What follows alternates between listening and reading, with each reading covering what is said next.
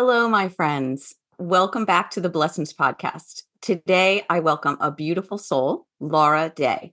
Laura takes the mystery out of intuition. Intuition is something we all have, and there are practical, real world applications where we can all learn how to direct our minds and perceptions intentionally to reach our goals. She says, you don't need to think outside of the box, you are the box. The testimonial page on her website reads like a who's who, with glowing endorsements from an impressive group, including one of my favorites, Dr. Wayne Dyer, Brad Pitt, Jennifer Aniston, Deepak Chopra, Nicole Kidman, and Chris Rock, among others. And yes, she has been on Oprah. Laura is big time. She has beautiful charisma. She's obviously drinking from the fountain of youth. She's in love. Her work is fulfilling. She has a dream life, and it's all come from knowing how to define, harness, and direct intuition. It's not magic. It's something we can all do. And it's her mission to help us learn so that we can all be prosperous, inspired, joyful, and generous in life. She is a model for all of those things. And I am so pleased to be in her energy and bring it to all of you today. Welcome, Laura. Wow, thank you. What a nice intro. And dream life, let me start off by saying life is always a mixed bag. The minute you achieve something, the next struggle is right there in front of you. So I think that it's so important to be aware that putting one foot in front of the other gets you there. It's not magic, it's perseverance, and then along the way, getting the tools. But nobody has a dream life. And especially this time of year when I think that people are looking back and looking, if you're an anxiety type like I am, looking forward with anxiety, it's important to realize that a miracle really takes a moment. The moment you bump into the person who's going to be the partner for the rest of your life, the moment you walk into that great job, the moment you get diagnosed with the illness that makes you actually take care of yourself for the first time in your life. And really, intuition is about being organically prepared to take advantage of those opportunities, which often come in as obstacles, and not by avoiding them. Wow, what a great way to start. That's so true. I know a lot of us are after that. We're after the dream life. We want that vision, that ideal vision. It is a dream life. It's what I say about our idealized version of spirit or God. If you're omniscient, omnipresent, and omnipotent, you're not doing much. And really, the dream life is a life where you set a goal, you start on the path to the goal, you do it interesting hero's journey, which always comes with some bumps, some wounds, some bruises. You reach the goal. It's so much better than anything that you could have imagined, because imagining comes from what you know. And then you're off to the next goal, the next bumps, the next bruises. And I think that in many ways, and I myself, being pretty much of an introvert, forget this, that what really makes it worthwhile is not so much the goal and not even the journey, is the community, is who we meet, what we learn, what we notice we have to give that we didn't know. That really, I think, makes it interesting without prettifying. Life is gritty work. And I think that there is that tendency to prettify it for people. Real intuition, where you truly see and in detail, is both inspiring and utterly horrifying. Wow. Yeah, that's interesting. When did you first discover that you had this gift? When I was raised by a very crazy, narcissistic, abusive doctor father and a manic depressive mother who I had to remind periodically to put on clothes when she went out the front door. Darling, interesting. The mania was so much fun to a young child. The depression was mostly her sleeping or attempting suicide. But I was raised by people who clearly were not the norm, although it was my norm. So I really didn't make much of my diverse perceptions because there was no community norm. My household was already so far outside of it. When I was in my early 20s, what I did know is, for example, the people relied on me, that I was responsible. What I didn't know is that most people, when a friend of my mother's would be crying at the kitchen table about her husband. And she'd turn to me and say, do you think he's fooling around? But even though I didn't know at 6 what that meant, I would get visuals and describe them. I didn't know everyone didn't do that. Or when someone asked me what time it was, I looked in my mind's eye and not at a clock. So I didn't realize that there was a difference until my early 20s when I saw on television, on one of these science channels, experiments that a couple universities were doing around extrasensory perception. Mm. I looked at it and I thought, doesn't everyone do that? Who are these idiots? And you're in your early 20s. They were probably in their 50s. That was ancient to me at the time. I think, who are these doddering old men? So I called, I went in. They were clearly disappointed. I looked like a little Manson girl in a private school uniform. And I had long hair. I was like Cousin It. I was very skinny, all long, thick hair, and a blue pleated skirt, little white blouse. And they looked at me like, okay, this is a wasted afternoon. And began explaining to me what they were doing in these very lofty mansplaining, we have a word. Yeah. And I said to them, why don't you just put a name in an envelope and seal it? And they looked at me strangely because I also have some auditory processing issues. So being explained to for 25 minutes was my idea of a nightmare. So they did. And I went on to do my first observed professional reading. And it's a long story. I'm actually putting it in this new book of how it happened. But basically, it was by the world acknowledging something as unique that I personally didn't know was unique. I of course, then they passed me around and a group would say, can you use intuition to find a primary tumor? Or can you use intuition to da? And I said, I don't know, but I'll try. They didn't call it intuition at the time. And so because I didn't have a pony in the race, I had nothing to prove. I could have cared less whether this existed or not. I very easily did all the tests that they put out there. And ones I couldn't do, I was fine with. I would say my gift as a human being is I grew up in a household where if I was going to be ashamed, I would not have survived. So I only have shame when I do something I know is wrong, but not when something is weird or failed or that, believe me, I was always used to. Between my household and having ADD, I was like, whatever, shame being different, whatever. So that's really how it started. And then there was an instant following. And again, I was really young. This is the early 70s. And that age was not as savvy as it is now.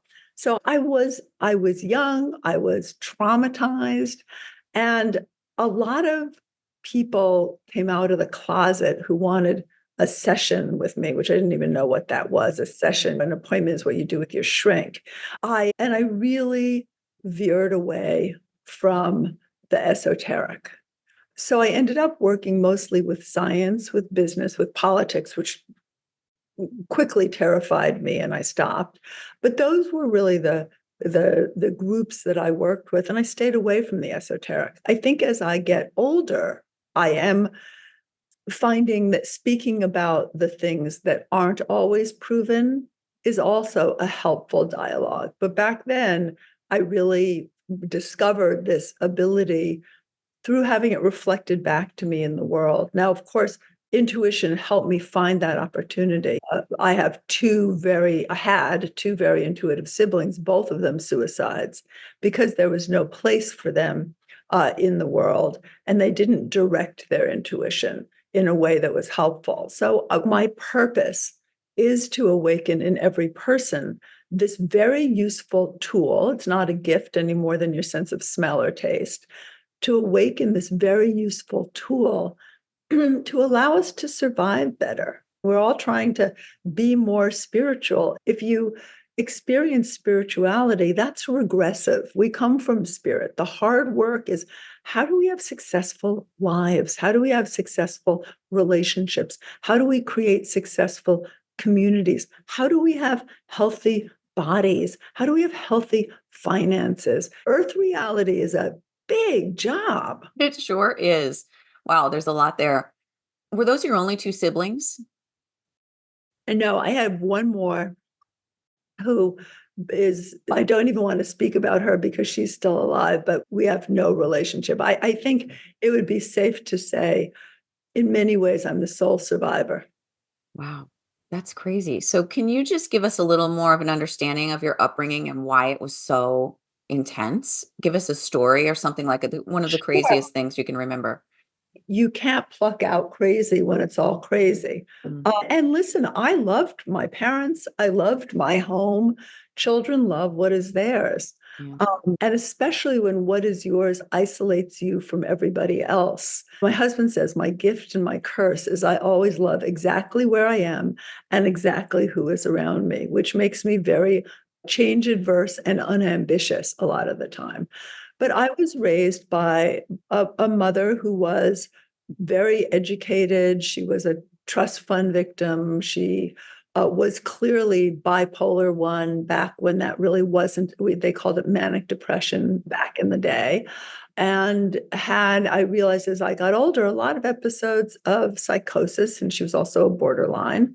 And my father was sent away in third grade for failing first year Latin and had two gay brothers at a time when being gay was not okay, who probably abused him, although who knows. Two very damaged people got together. My mother was the debutante, the rich debutante, and my father was from a family that had lost all their money. His grandfather was a doctor, his father was a merchant. I adored his father.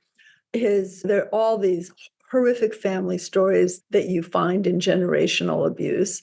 I have a feeling my mother was probably abused by her father, sexually abused by her father as well, but who knows? There were generations of that polite abuse. My father used one of her manic phases to get her to elope and get her pregnant immediately. They'd known each other since they were babies. So Oh, completely, the first 3 months of my gestation, there was lots of Thorazine in her bloodstream. wow. So you're the oldest. I'm the oldest. Okay. And I was born into, thank God, an extended manic phase of my mother's.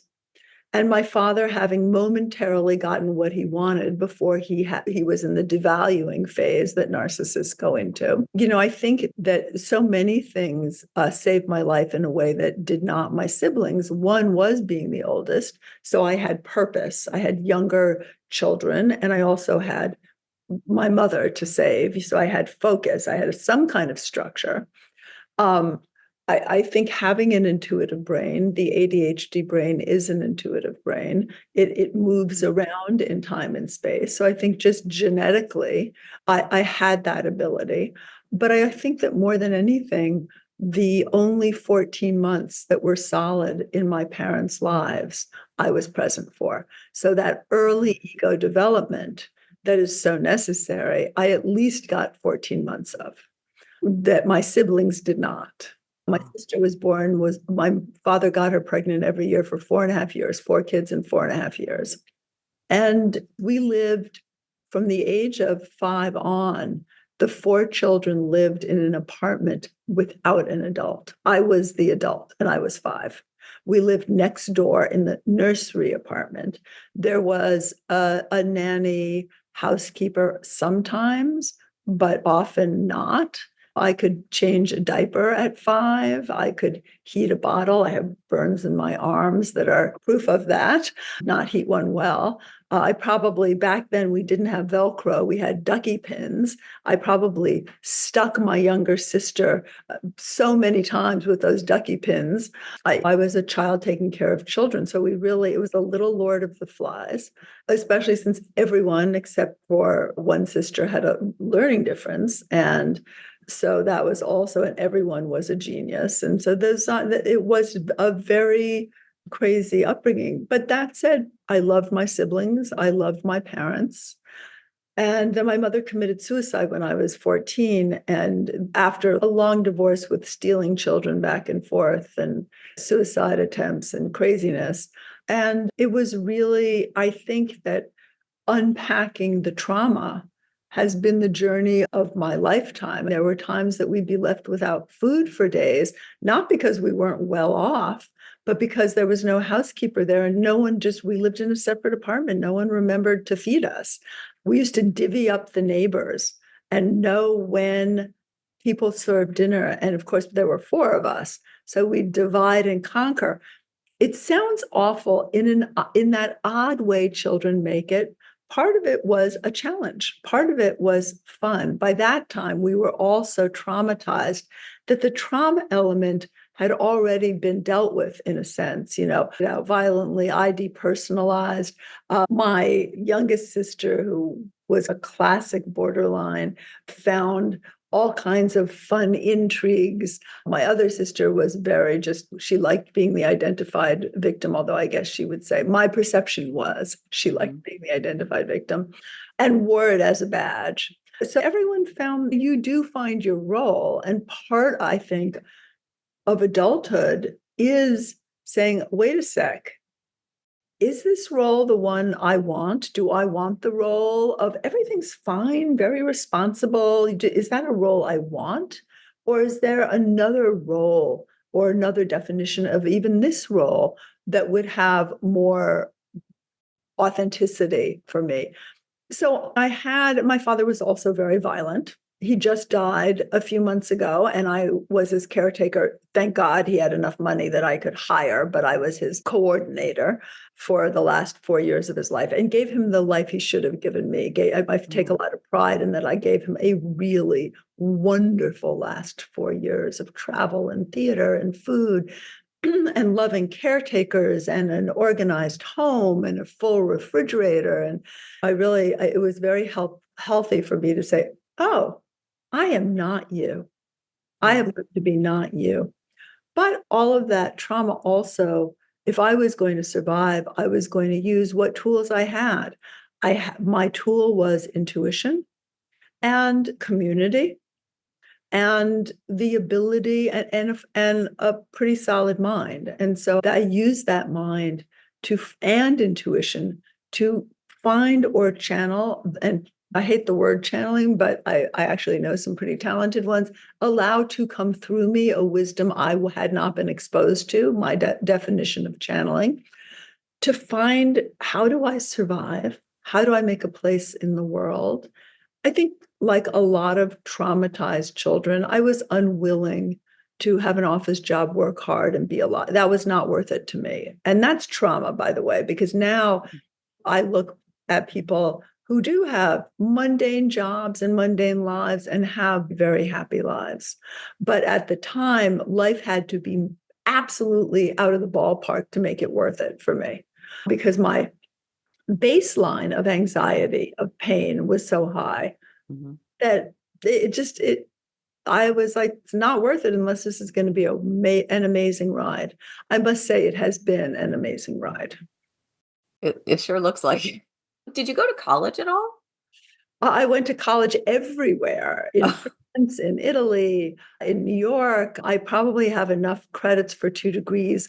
I did not get a degree because my father, being a narcissist, wanted all of his children to win Nobel Prizes. He actually, when I was 11, had me sign something saying that I'd remain a virgin until I was 35, or had won a Nobel Prize. The earlier of the two events was his concession. So I went to many colleges in many different countries and refused to get a degree just to be oppositional. And also, I didn't see, by the time I would have had a degree, I was already fairly well known, although I wanted it to be private. I wanted to be incognito. I was fairly well known for what I did already. So it just didn't make sense. I had more choice than the people who would have hired me. That's just amazing. I love that you just fell into that. I was wondering, I didn't fall into it. Okay. The fourth book, The Circle, is really about how do you set a goal and achieve it? And we do this ineffectively, subconsciously all the time. My goal when I fell into it was I wanted a place in the world. My father had remarried someone who basically made all his children unwelcome. My mother was dead. I certainly did not have the experience of a normal 20-year-old. There was no place for me to fit in. And my goal was to find my place. Mm. And I did. Intuition took me to my place. It wasn't going to take me to a normal college campus or to a white picket fence. It wasn't going to take me with severe ADD to medical school. It took me to the place I would thrive. And it was life saving, which is why any opportunity I ever have to teach intuition, I do. Do you think we have to articulate our goals specifically, or does our intuition lead us to our subconscious goals? Your subconscious goals may be to kill daddy. You got to be careful of those subconscious goals. Yes. Yes, our intuition does lead us to our subconscious goals to find the next disastrous narcissistic relationship we can have to try to heal. You don't want your subconscious goals. I think it's very important to find your drive and allow it to articulate where it's taking you and then make a conscious decision, is that where I want to go? Now, in the circle, the first element is, what's your goal? What's your new reality? However, sometimes someone's new reality is to just be out of pain, to save their home. Like they have to go through layers. And the rule is you can't change it, you can only evolve it. Maybe you want a partner to come in and save you. And in those 9 elements of the circle, in the process, you gain the ability to save yourself. Mm. And what you realize is what you really, but you're not allowed to change your goal because we flit all over and we disperse our power. So then the task is, how do I make this goal real for me now that I can take care of myself? I've saved myself. Now what's the goal? Oh, the goal is to have someone wonderful to grow my world with. Same goal, but it has a different flavor. So it can be vague because sometimes people don't know. And of course, the circle's another discussion, but you enter at any point. Sometimes you enter the circle at outer roadblocks. What are the real life things I have to deal with? One of my big complaints with esoterica is that food, housing, community, companionship, warmth, shelter, health, these things are not optional activities for a mammal, for a human being. These are not optional. And that thing of evolving and not caring about what is not optional is my definition of pathology. It's so important, as I say to my group, to take care of the mammal. Am I safe? Am I fed? Am I supported? All of those questions are just essential. And we tend to think we're going to evolve past them. So you start with a goal. And a lot of this came out of my intuitive training and testing, which is, you can't define something accurately. You can't define a point in the future or a remote location unless you know what it is you're defining. And we Mm. don't always have something specific. The first time I really consciously used the circle, this goal setting, and it came to me at a moment where my life was really falling apart. And my first goal was to be a full-time stay-at-home mother to my newborn child. My marriage had ended during my pregnancy. I had no means of support. I had a man who was going to attack me no matter what. So it was going to be expensive and he could afford it. And I was just in a terror and had never had to deal with the world because I had met him when I was 16 years old. So my first goal, though, was what I really wanted, which was to just really parent my child the way I had not been parented. And through that goal, I wrote 2 New York Times bestsellers, had a career, bought my home back, put my son through private school, litigated a $2 million divorce, paying my bills every month on time. Through that, my whole life grew. But my goal was always the same, and I achieved it, not without a lot of work and difficulty. When I met my current husband, my goal was I am my beloved's and my beloved is mine. Mm. And I learned a lot through that goal. I learned that what I wanted and what I thought I wanted were very different. I learned to let go of a lot in my life. I learned a lot. And in that part of the wedding ceremony, when we said that in Hebrew, I was absolutely in tears. Like it hit me for the first time what that meant. And by the way, in that goal, I did not want to be married. I never wanted, when it takes 10 years and $2 million to get divorced, you never want to be married again. But I found someone I loved enough that I was willing, not eager, but willing to marry him. And I'm so glad I did. So, what do you say to people who talk about the idea of visualizing all the exact things that you want as a part of your life? Because it seems like you're talking about more of a broad goal.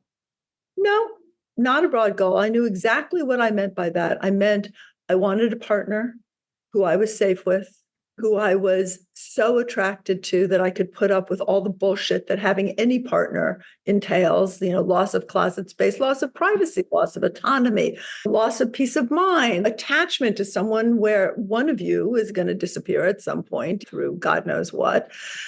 It was a very specific goal to me. But what was the question?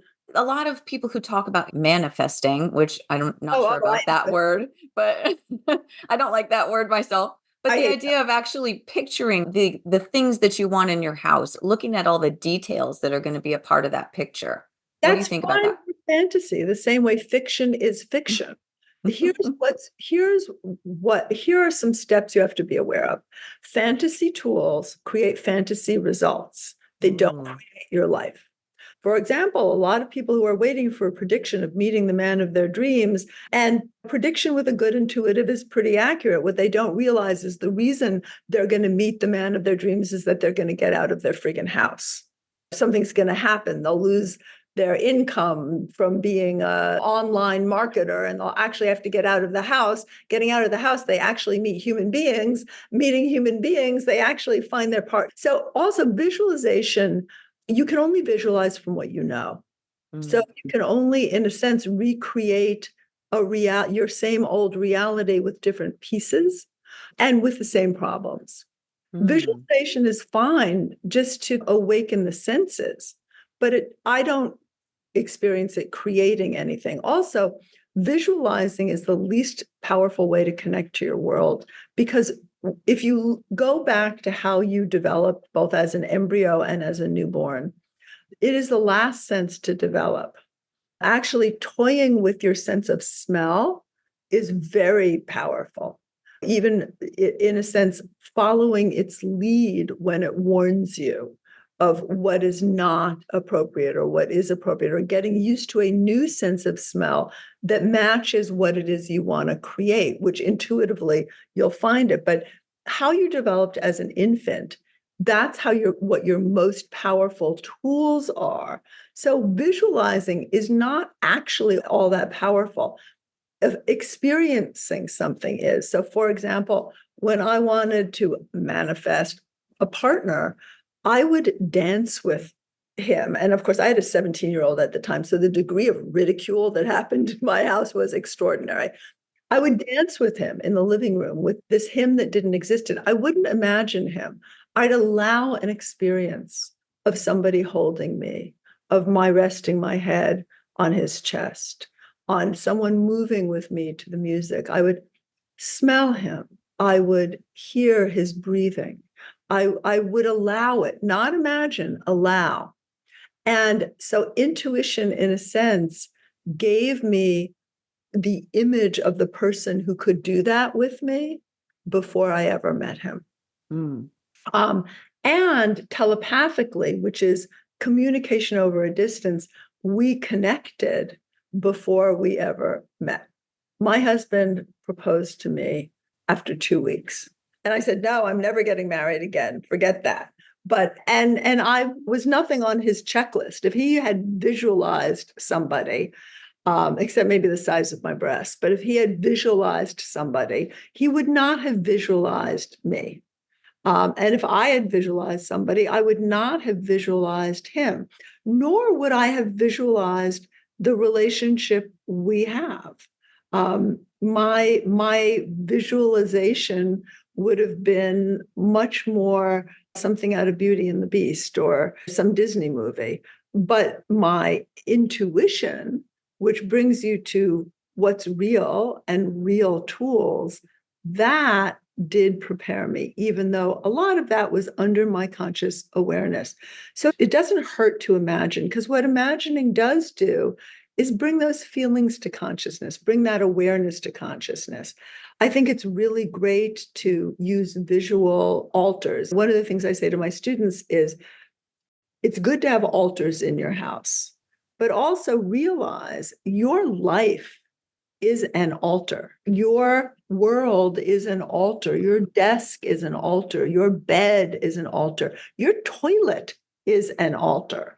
Everything is an altar and everything is a ritual. Why? And that's why it's so important to say, what does sitting down and eating a meal mean to me? I look at a lot of my friends.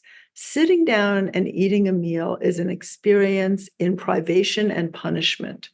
What a horrible ritual to perform multiple times a day. Mm.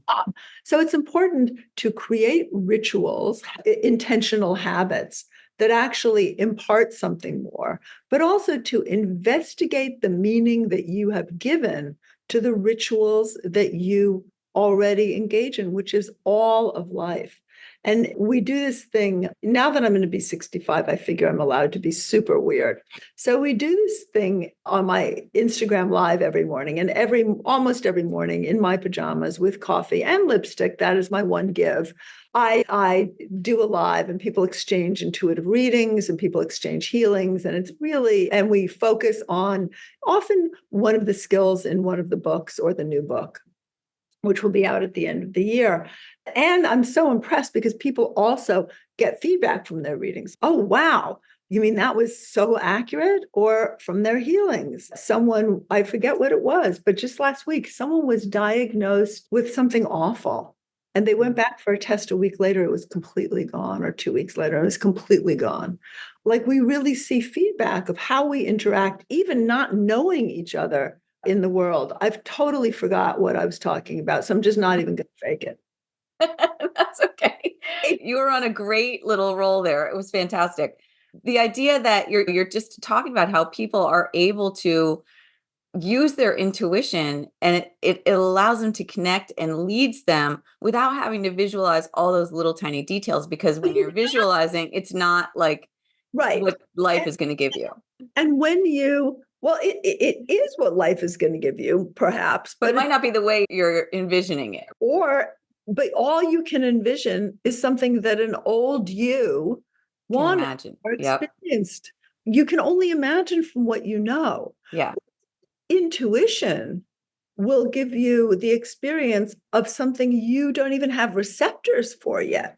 And then you grow those receptors. Hmm. And when those receptors are grown, you can connect with it in your world. I think that it's very important. If any technique takes you out of the action in life to achieve something, you've got to be very careful of it, because there is a mechanics to our world, to our bodies, to our world. You don't feed a body and water it, it dies. There are mechanics. And yes, we can jumpstart those mechanics. We can even make a little wormhole and skip over some of those rules, but only by knowing and using the rules.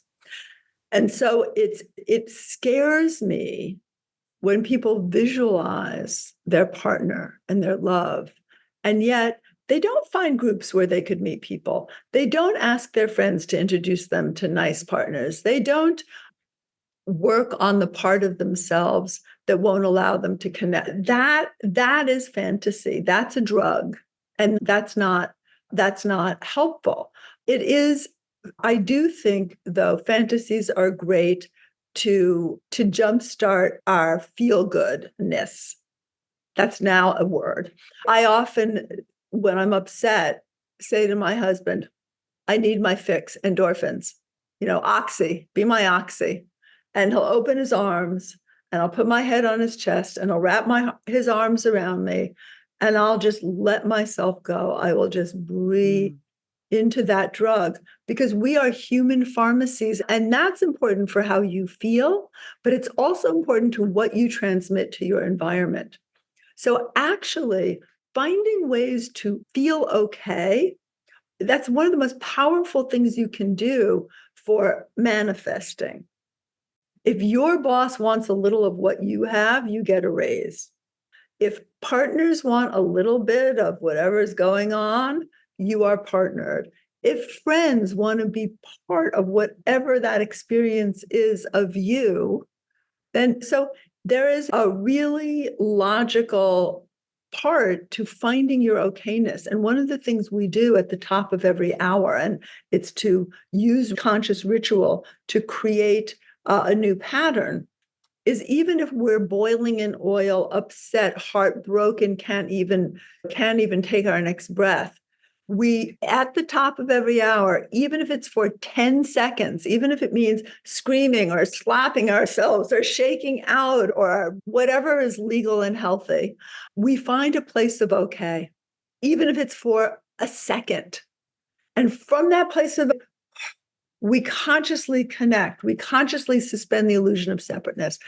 It's incredible what even just doing that changes in terms of the synchronicities, the meaningful coincidences that come into your life. Yeah, because you're always, when you are in it and feeling it, everything good happens. And when you're out of sync with the world is when you just feel like everything is off. I think that you want to be out of sync with the world. The world is not one thing. I live in an apartment building. We all have different friends, different resources, different lives. The point is, you want to connect with the world that you want to live in, that has the opportunities for you. And that world could be just a millimeter to the side, and you're not seeing it. So and you're not engaging with it. So what's really important is your feel good and my feel good are different. My husband's feel good is having a pedantic, information-filled, political discussion with a group of other people who want to have that discussion and a great bottle of wine and great food. I'm not a big food person, not a big wine person. And because of ADD, I don't remember anything. My idea of a good time is rolling laughter. Doesn't matter who with, children, friends, strangers on a bench, just that affirmation that no matter where you are home, that for me is a good time. Yeah. We divide our times. My husband says, oh, okay, you're meeting with your witches. My witches. One is the first full professor of surgery at Cornell. It is his funny way of saying it. And I'm like, okay, you're meeting with your nerds. And they're not nerds. None of them are mathematicians. None of them can play chess, but they are information powerhouses. We live in different worlds in the same place. When his friends come over, I make a cheese plate and I leave. When my friends come over, he takes one look and he's out of there, although they've all learned to show him how much they adore him. So sometimes he just stays to get that love shown on him. But my point is, even in the same house, we live in different worlds. Yeah, that's a really good point. So if you're somebody who can look into an envelope and read a name with this envelope sealed, do you ever find I read the details of their lives. Oh, okay.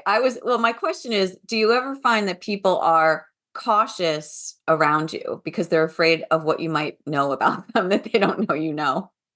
No, first of all, intuition gives you bits and pieces. It doesn't give you the whole picture. My clients, which are all companies, large companies, they ask me a question. I have no idea what they're asking me, and I tell them what I'm perceiving. I find that people forget that this is my job. This is work. I don't always want to sit and look into their futures or find their keys or figure out why their stomach's gurgling. One of the things I say to my students, I train people, and once I turn them pro, I say, do not do this for free. Unless you are consciously saying, okay, I want to give. I do a lot of free events to train the community. I consciously choose that. But I also, as my husband said, if you got paid for every person who calls you with just one question, we'd be billionaires. So I actually find the opposite, that people are a little bit unconscious about the fact that every time I leave my body to go into the future, to go into someone else's perceptions, to evaluate where an object is that has been lost, I'm leaving my experience of life. That's a big give. So there's a certain, I think, a lack of consideration. I remember in the 80s, when I started, people would say, why would you charge for this God-given gift? Your ability to belch is a God-given gift. Everything, if you believe in that paradigm, everything is a gift. But there's this weird classification. On the other hand, I also find that it does take training to be a good intuitive. It's just like we train our intellect, we train our emotions. It is a part of us that if we train, enhances our life. And if we don't train, we're just feeling other people's feelings, not always a good thing. Controlled by other people's desires, also not always a good thing. Not in the present, in the future, not always a good thing, because the tiger that's going to eat you is in front of you. It's not 2 months from now or 2 years from now. There's a lot of downside. So I do a lot of events like that. But often every interviewer, and I think I can say this with confidence, every interviewer wants a reading. And I have a rule. I often end up reading everyone because I make friends and I read all my friends.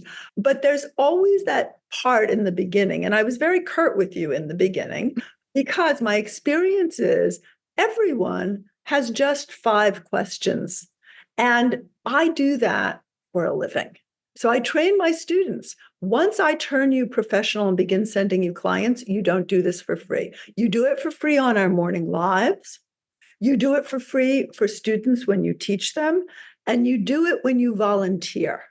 You do it when you choose. I love fixing other people's lives. It's my favorite thing to do. So you do it when you choose, but you don't do it as your calling card because you will be devoured and devalued. When we first started, I was thinking about how I have these feelings of intuition, that I have something like that, but I never act on it because it scares me, or I think it's weird, or people are going to think I'm weird. And I don't know what it is, but do you see that happens with people who are afraid of their intuition, or afraid that they might have some But people gift? are afraid of their intellect also. Like, people repress what they know. We know that certain bad habits kill us, and yet we do them. Alcohol, by the way, there is no safe level of alcohol, but we use intellect we're scared of that information. So we put it here. Same with emotions. We're afraid to feel the intense passion of desire. Listen, it takes a lot of courage to love someone. Either you're going to die or the person's going to die ultimately. Do you know what I'm saying? And or leave or end in some way. To be fully present with your emotion, with your attachment. People are afraid of that. So yes, people are also afraid of their intuition. I think fear is a natural human emotion, which is why I always tell my students, one foot in front of the other. Because really, what I love the most about intuition is that it's an idiot's gift. 2-year-olds are intuitive. It's not like intellect that you develop over a lifetime. You have to learn to direct it and focus it. But it really is the first thing we have, is that connection to everything. A new baby, a toddler, doesn't really have an I. They only are part of the all. They are natural intuitives. And what's really wonderful about both intuition and healing, and I define intuition as mobile attention and healing as focused intention. Two wonderful things is you can have nothing else. You can be living on the streets at the lowest point of your life, and someone can sit next to you on a bench. And because you are not that person, you are outside their box, you can use intuition to give them a valuable gift, whether it's an insight or for their company, or that they're dry skin that you can't see because it's winter and they have mittens, is because they're low on B vitamins. You have a valuable gift to share, every single person in community. And we often feel like we have to share what we don't have. Like mothers don't have time. Why do schools keep asking mothers to volunteer their time? Ask, I don't know, grandparents, ask childless people, bring them into the community. Don't ask mothers. They don't shave their legs. They have no time. But really, intuition shows us what we have to give that doesn't cost us to give and really allows us to give that thing. So what I have to give that doesn't cost me to give because it brings me pleasure is I've just had back-to-back young people living at my house. Two of them I didn't even know, a young girl from Iran and a girl from Italy who I really didn't even know who they were. And one was a girl her mother's been my best friend forever.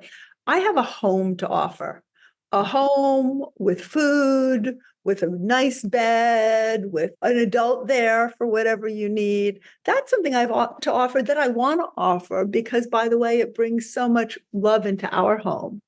And we also have 2 apartments put together so we can keep them in the zoo while we are in our own space. Part of the circle is, what is it you have to offer that's easy? So you give a platform to people in such a wonderful, generous way.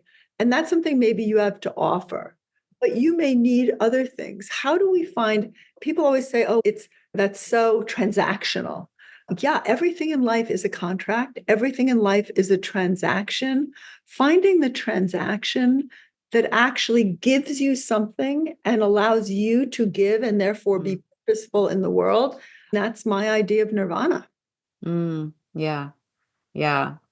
I think the journey of getting to know yourself is really an interesting one. I'm definitely And on you it. change. You never know yourself. You get to know yourself and then you become someone else. That's Because right. you are not an island. You're defined by your experience. I'm a completely different person with this new husband. We just celebrated 10 years marriage, but I'm a completely different person with him than I was in my last relationship, where I was definitely more of a mommy in general. I think we get to know ourselves in this moment, and then we decide what we want to change, and we do it. And then we get to know the new self, and then we create a world that is adaptive for that new self, and then we change again. Yeah. It's just like when people say be yourself, which one of me? We Exactly. have so many selves. And I do think those selves begin to integrate, but all of us are works in progress. And I think my biggest pet peeve with self-help and spirituality is the idea that you somehow ascend your humanness. I have not seen that. When I was young, because everyone in my family is a doctor, got more prescriptions for healers who did no allopathic medicine, but had pneumonia and would have died without penicillin. The image, when something kicks my ass, I very publicly expose it, because it is really important that we teach people, don't be purists. Do what's best for you. Your job as a human being is to survive A, thrive B, share C. But those first 2, survive and thrive, are important. And I think that when you very generously introduced me as having a perfect life, I don't. I struggle with the things I struggle with. And when I resolve them, I'll struggle with new things. And then the old things, every once in a while, when I'm regressed or triggered, will come back to bite me. My sister, who committed suicide, once said to me, "My life is perfect. I'm the problem." And I thought that was one of the wisest things anyone had ever said. My life is perfect. I'm the problem. Yeah. Wow. That is deep.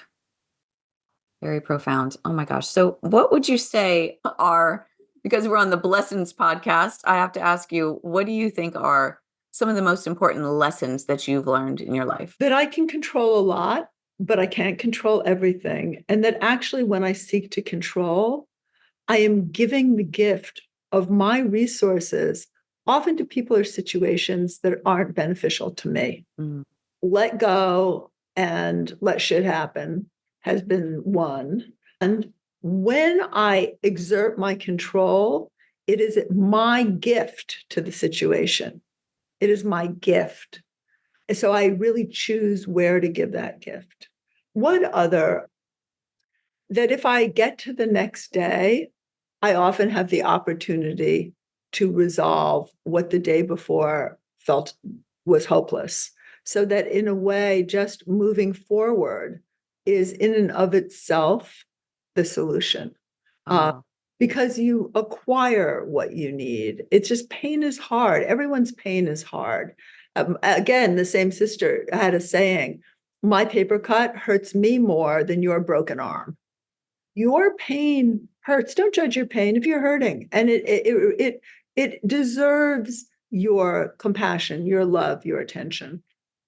What else? That the most pleasurable thing is actually loving and not being loved. I think as a mm, child who had parents who weren't really capable of putting a child in that love spot, it was mm, that crazy dynamic. I really wanted the feeling of being loved. And I think that I expected the kind of love that ideally comes from a parent, from the world around me, and was constantly disappointed. mm, And when I realized that a lot of people loved me who I just didn't love, what I really wanted was to love, to be in that space of valuing and not necessarily needing that value to love me back. I found that was really, really powerful. It sorted a lot of relationships that weren't sacred. The other thing is, if it's not sacred, why are you doing it? Why are you wearing it? Why are you eating it? Why are you having sex with it? Why are you spending it? Why are you espousing it? Why are you dressing in it? If it's not, I have a lot of beautiful jewelry. This was the first valuable thing I bought myself at 16 years old, and I still have them mm. 50 years later. Oh, Because they have value to me. It was the yeah. first time I got something that I really wanted that was of value for myself. But I've learned a lot of lessons. Suicide seems to be a competitive sport in my family. Mm, And I have learned that longing is a place to visit, but not a place to live. Uh, mm. and that takes a lot of discipline. Discipline is such an important thing. Deciding what's in your best interest and acting, absolutely. But I have had, I think, like many people, I've had a life full of lessons. I have survived them. I'm a work in progress. There are a lot of, I always tell my students, I've been people I would not want to meet in a dark alley. I've been people I'm not happy that I've been, and I work hard. The other thing is, people are very focused on forgiveness and on not being ashamed. There are things you should be ashamed of. Do something about them. They're things I'm ashamed of, and I try to make amends for them. Interaction with life is so important. But when you ask for lessons, I could go on forever because there's so many, there's so many lessons. My friend Carol has a saying, which I love, where I say, I can't do that. And she, no, you can't do that yet. Yet. And I think that is, we are a work in progress. It's interesting. I saw my father, who died a couple months ago at almost 93. He died 2 weeks short of his 93rd birthday. And I've always thought, well, if I'm not full on, I don't want to be here. He had the best 4 years of his life. And we often decide that something is an absolute, the worst thing that could happen. But any of us who've been through divorces know that's not the case. Yes. Mine wasn't $2 million worth, but it was very painful. It is painful because you have to take pieces back and leave pieces that don't function of yourself behind. It's hard to sort yourself out from an old you, even when you're working with yourself. To sort yourself out from another person who may not be facilitating that for you, that's really hard. Really, my advice to people is really have a goal, even in a situation. What's my goal here? Because it keeps those secondary agendas from screwing you up. What's my goal? And then notice what comes in, who comes in from left field. What you're going to find is actually the world's working with you. And when things knock you for a loop, it's either a loop you structured because it was the only way you were going to allow change. I only change when I absolutely have to. Or it's really simply a part of you that is demanding that you give yourself more. When bad things happen to me, I always ask myself after I get over railing against the universe and screaming and being irritable and crying and falling apart. But after I get over that, I always ask myself, okay, what's the lesson plan here? What is it? What is it? Not because there's reason to the universe, but because I, as an adult, it is my job to make whatever happens work for me. What's the lesson plan here? And how do I consciously get on board with it? Where are my textbooks? That's what self-help is about. Where are my textbooks? Where are my mentors? What is my new discipline? And it really helps you feel empowered, because positive thinking will kill you. If a bullet's coming at you, that bullet's going to hit you. It doesn't matter how many flowery thoughts you think. And negative thinking is going to really limit your opportunities. If all the opportunity is here and what you're looking at is here, that's not really a great strategy. Empowered, realistic thinking. I don't have that yet. I'm not that person yet. I can't do it yet. And yet, that has been true of me so many times in life. Intuition, your intuition is working, not when in your journal you've predicted accurately the next 20 years. Your intuition is working when in a sunny day in Southern California, you just so happen to have put an umbrella in your bag and it actually rains. Intuition is working when, just as you're getting unsatisfied with your job, you bump into your next employer. Intuition is working when the world works with you and you don't even have to, in a sense, have a goal or a target, because you do that as part of your normal life. On my morning lives, in my ADD, I started this sentence 40 minutes ago. On my morning lives, we do something called abracadabra. And I have people pretend this is a magic wand, and that all the energy that can help them, all the people, all the events, all the movable pieces, they're all gathered here. And then I have them pretend that this needs to be like an arrow. What's their bullseye? What is the single thing that could happen right now that's the next step in creating what they want? And I have them bless their wand, and I have them abracadabra, and then bring it in. And then I remind them that you are your magic wand. What you eat, what you think, how you move, the unpleasantness you allow to remain inside instead of yelling it out, screaming it out, going to a therapist, getting a solution. You are your magic wand. How you move in the world creates the world. And that doesn't mean that if everything is hard or you've been a victim of X, Y, or Z, that's who you are. What it means is that in your early ego development, you've been injured in ways that now, as an adult, you need to heal because you are recreating that injury. Trauma is not the original injury. It is the way we re-injure ourselves. And I work a lot in Los Angeles, and I think in entertainment, it's especially visible how there's somebodies and nobodies, but nobody is a nobody. Everybody has, in a sense, your answer simply because they're not you. Everybody has your healing simply because they're not you. It was an incredibly healing thing. A lot of my worst relationships were incredibly healing because they made me grow parts of me that were able to leave them and not replicate my history. When something gets bad enough, you have to decide about it. That's incredible. So I think that intuition is working when everything goes right. And when things begin to not go right anymore, what you know isn't that intuition's not working. You know it's time for a change. You are your magic wand. You are your magic wand.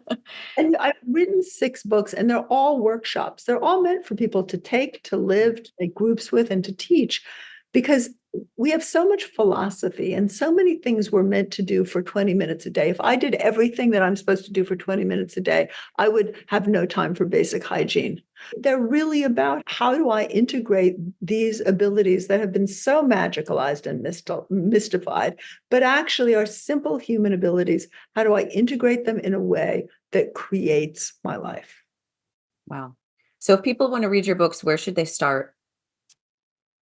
It really depends where you're at. I Okay. always like to start at the circle, because what the circle is, and the circle is my most esoterically written book, but actually the system works. What the circle does is it contextualizes everything for you, so it's powerful. And then I love Practical Intuition, which was my first book, which is really intuition you prove to yourself how intuitive you are, and How to Rule the World from Your Couch, which is my intuition textbook. When I got to an age, when I turned 50, I thought, you know what? I really, what my work is about is other people doing it, other people teaching it. So that's my textbook. And it's fun because you do things like telepathy. You do a short exercise that has a result. It's evidence-based. So I'm doing this, and then the person calls, for example, because you stop speaking to them telepathically. Or how do we prove these things to ourselves in a way that they become useful? Yeah. I love the idea of telepathy. I know you have a lot of interesting work with that in your lives, and you do this sleep work and you have that on your Instagram. So there's a lot of ways people can get involved in developing their intuition and working with telepathy and seeing what you're all about. LauraDay.com, my website, is really the best thing is the newsletter, because I often have guests. My students say to me things like, can you do a workshop on grounding? I'm like, I'm the last person to do a workshop on grounding. However, I will get a therapist to do a workshop on grounding for you. So because I have access, I bring people in to teach my community things that I can't. No one's an expert in everything, and there are definitely things that I am very remedial at. So it's but I post those in the newsletter. And we are a really great community. My community online actually started during COVID, when people couldn't get diapers or they had to leave abusive situations. People supported each other. People gave each other free legal, paid each other's rent. It was really the experience. What intuition teaches us is we are one. We hear each other, feel each other. We are one. And during COVID, this group acted as one in a way that still warms my blood. And they're a very inclusive, helpful, generous community of people. That's wonderful. How can somebody get involved in the community? Just go on my lives. So they're just free. They're free. It's Laura Day Intuit on Instagram. It's really helpful to go on Mama Day at TikTok to get the short video on how to do a reading. Mm. Because there are a lot of professional. It's how I see how my professional readings, I send them clients. I don't take new clients. I send them clients. It allows me to keep up with how they're reading, or if maybe something's happening in their lives where they need to take a little break. So they're professional, really good readers who read on those lives. And also just lauraday.com, because that's also the newsletter community is a community. And I do a lot of, like, Soho House gives me space all over the world. I'll go to Denmark and say, okay, I'll be there this next week, and we'll throw up an event. That's all in the newsletter, and they're free. They give me a guest list. So community supports me as well, a community of energy, a community of information, a community of resources. So doing free events really supports me in my healing, in my community. My students are brutal with me. They'll say, you're doing this. not good. You might want to look at, they're just an amazing group of people. Beautiful. Thank you so much, Laura, for being here today. I really appreciate your presence and all the amazing things that you have just said. I can't wait to go through it, and I'm gonna have to make a list for myself of these tools you've given. So thank you, Laura. It was so great to be with you today. Thank you so much.